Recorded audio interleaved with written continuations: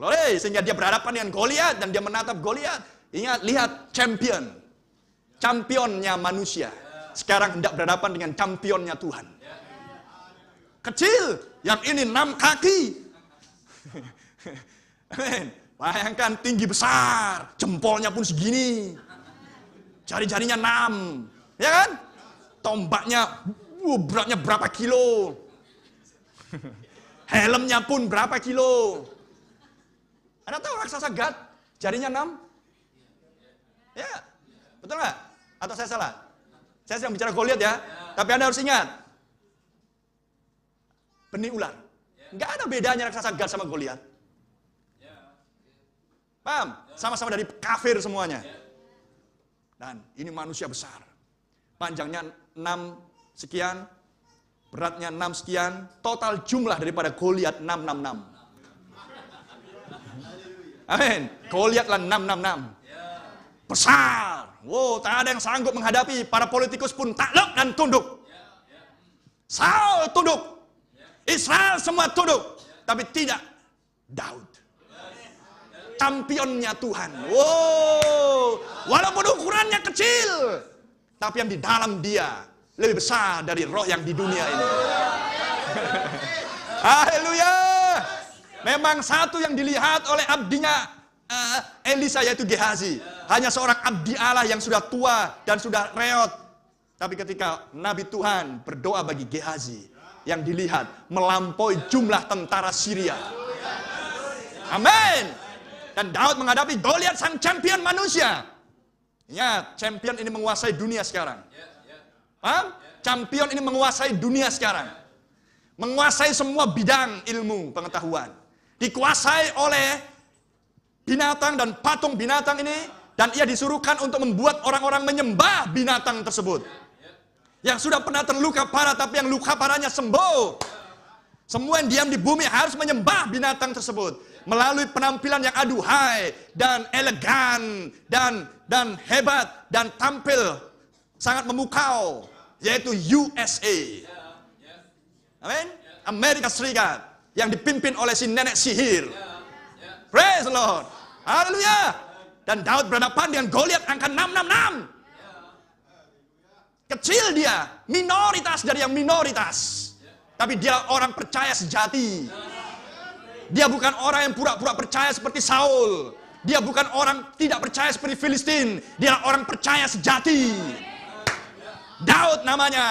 Oh, haleluya. Dan dia tampil dengan keberadaan dirinya sendiri, tidak meniru orang lain. Haleluya. Karena Israel meniru raja-raja. Israel meniru bangsa-bangsa yang lain. Sehingga ketika yang asli tampil, maka Israel pun ketakutan. Paham? Karena Israel tidak asli pada saat itu. Bisa menangkap? Karena mereka menginginkan seperti bangsa-bangsa lain dipimpin oleh seorang raja, sehingga Tuhan izinkan Saul menjadi raja mereka. Tidak asli. Paham? Tidak pernah raja datang dari suku Benyamin. Raja Israel harus datang dari suku Yehuda. Dan Daud datang dari suku Yehuda. Glory. Untuk memanifestasikan Yesus Kristus datang dari suku Yehuda. Akar dan tunas Daud. Oh, thank you Lord. Haleluya. Sehingga raja kecil yang belum pernah dipandang ini. Sekarang berhadapan dengan angka 666. 666. Yang sudah menguasai teknologi, menguasai intelektual, menguasai pikiran manusia, menguasai farmasi, menguasai politik, menguasai militer, menguasai keuangan, menguasai semuanya dia kuasai.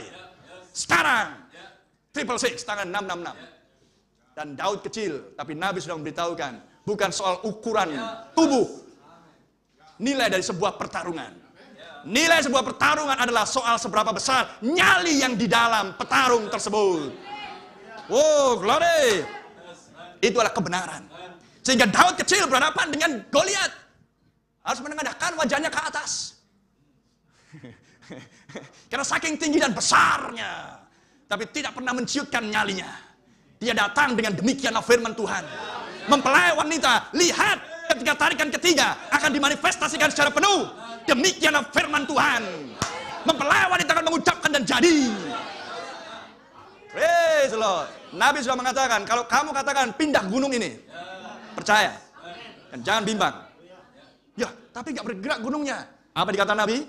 Ada sebutir pasir dari ratusan juta ton pasir yang membentuk gunung tersebut sudah pindah dan Anda tidak tahu. Dan itu baru permulaan dari pindahnya gunung. Amen. Haleluya. Praise the Lord. Dan itu yang harus dimiliki oleh mempelai wanita. Ketika ada manusia datang ke bumi, apakah yang mendapati iman?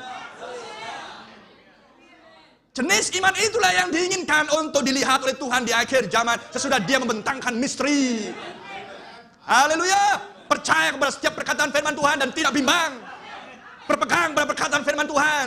Karena $25 sudah di tanganmu. Amin. Apakah Anda sudah punya tubuh teofani? Belum. Tapi janji yang berkata tubuh teofani milikmu sudah saya pegang. Nabi berkata, tidakkah kau mendengar teofanimu memanggilmu? Iya, saya mendengar. Dan iman tanpa perbuatan adalah nol. Dan apa bukti bahwa Anda sudah memegang tubuh teofani Anda walaupun Anda belum bertemu dengan teofani Anda? Hidupmu berubah. Cara berpikirmu berubah. Hatimu berubah. Anda menginginkan surga daripada bumi. Amen. Anda lebih ingin dipengaruhi dengan pengaruh surgawi daripada pengaruh duniawi ini.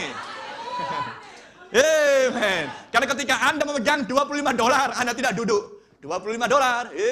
Praise the Lord. No. Anda sedang menuju ke toko. Toko orang jual perkakas.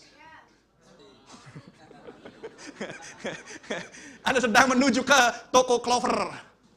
Amin. Anda menuju ke toko roti. Sehingga kaki Anda sedang mengarah menuju kepada iman yang Anda miliki. Amin. Pekerjaan-pekerjaanlah iman yang sedang diekspresikan. Tidak mungkin $25 Anda bawa ke Jalan Bogor untuk membeli mata bor. Ngerti yang saya maksudnya? Anda sedang menuju ke toko roti. Dan Anda tahu di mana menjual $25. Bukan sekedar banyak toko roti, tapi toko roti yang mana tidak semuanya menjual $25. Amin.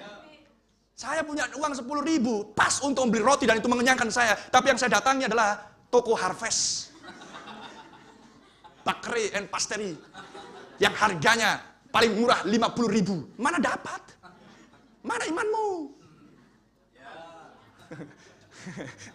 Amin. Dan Anda tahu jalan menuju ke toko itu. Anda tahu jalan menuju ke surga. That's faith. Itulah iman. Anda tidak berhenti di tengah jalan. Dan ketika Anda sudah berjalan di jalan yang benar, Anda tahu pasti di mana alamatnya toko itu akan menjual $25. Anda menuju ke sana dengan beriang-riang. Oh, haleluya. Yang kubutuh adalah tiang api. Amin. Berjalan lebih dekat dengan Tuhan. Dibenarkan, dibenarkan. Amin. Anda bersuka cita. Dan ketika Anda sedang bersorak-sorai, sedang menyanyi-nyanyi dengan kegirangan, Anda sedikit kurang waspada, sepeda motor menabrak, buang, maka tewas Anda di tempat. Tapi $25 di tangan Anda. That's faith. Anda mati dengan imanmu percaya kepada janji. Tidak akan berpengaruh dengan sangkakala ketika itu berbunyi. Anda tetap akan bangkit.